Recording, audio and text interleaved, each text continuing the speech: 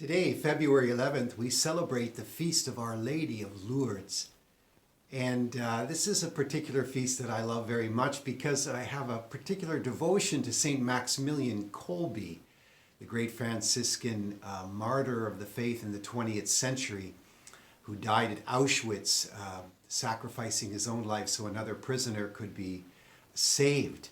But St. Maximilian, before he became a prisoner at Auschwitz, had founded a great community of Franciscans within his own order, and they lived in a place called the City of the Immaculata, and he had a tremendous devotion to Mary under the title of the Immaculate Conception. In fact, he would refer to her as the Immaculata. And remember, the Immaculate Conception, that's the name that Mary revealed to St. Bernadette at Lourdes. Lourdes, of course, where she appeared in 1858. And it was, she finally revealed her name. Who are you? And she said, I am the Immaculate Conception. And St. Maximilian was very, very intrigued by this because she didn't say, I was immaculately conceived, which is true. In fact, the dogma of the Immaculate Conception had just been pronounced 4 years earlier by Pope Pius IX. But she says, I am the Immaculate Conception. That is my name. And St. Maximilian Kolbe reflected and prayed about this. And his insight that I find very profound is this: that we know that we honor Mary as the spouse of the Holy Spirit, right? Daughter of the Father, mother of the Son, and spouse of the Holy Spirit. The reason we call her spouse is because she conceived Jesus by the Holy Spirit. The Holy Spirit is the one who overshadowed her and made it possible then for Jesus to be conceived within her womb. And so, we can refer to her as the spouse of the Holy Spirit.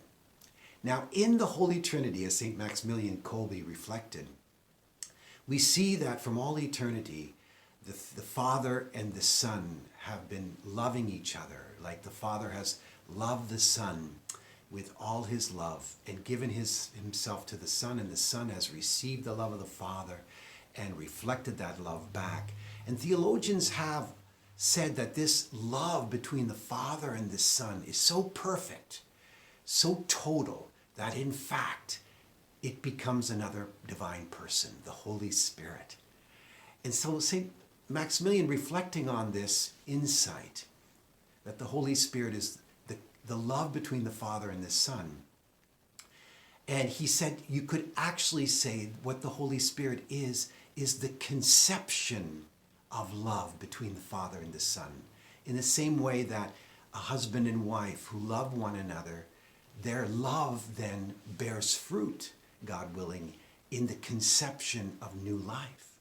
So too the Holy Spirit is the conception between the love of the Father and the Son, so that in fact it's another person, a divine person of the Holy Spirit. So St. Maximilian Kolbe said that the Holy Spirit then, we could refer to him as the eternal, divine, uncreated, immaculate conception between the Father and the Son. So now, coming to Mary, when she reveals to St. Bernadette that she says, I am the Immaculate Conception, she's really referring herself to this profound relationship she has with the Holy Spirit, that she is the spouse of the Holy Spirit, and that we know, through Genesis, the two become one. In marriage, there is a oneness that takes place. And so Mary and the Holy Spirit have become one. And as the spouse of the Holy Spirit, just like according to human tradition, traditionally women would take the name of their spouses, their last name.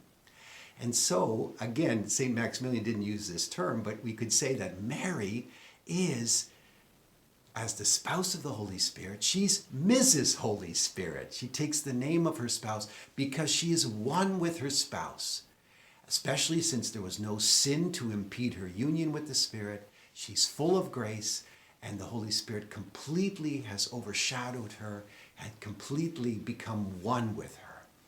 And so if the Holy Spirit is the eternal, uncreated Immaculate Conception in the Godhead between the Father and the Son, Mary is the created Immaculate Conception on earth. And in an analogous way, as we say that Jesus is the incarnation of God, he's the Word become flesh, then we can say, not in the same way, but in a profound way, that Mary is the quasi-incarnation of the Holy Spirit. Now, he was very careful. He didn't say that Mary's the incarnation of the Holy Spirit. That would be a heresy.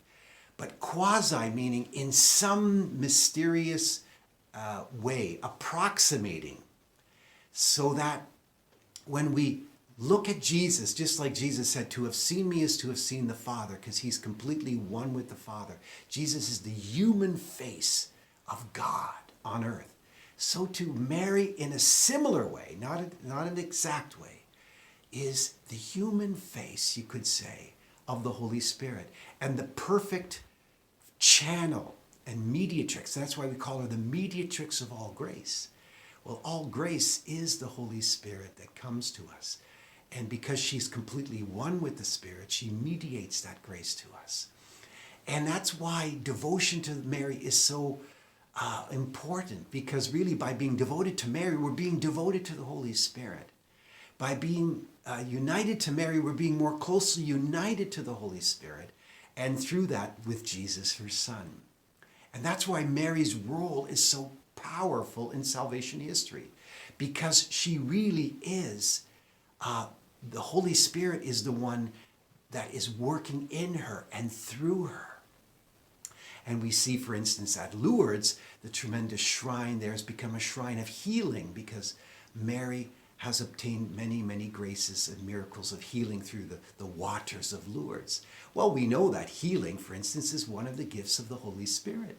And it's the Holy Spirit who kind of heals, but in this case, healing through Mary, because Mary is his spouse. She is Mrs. Holy Spirit.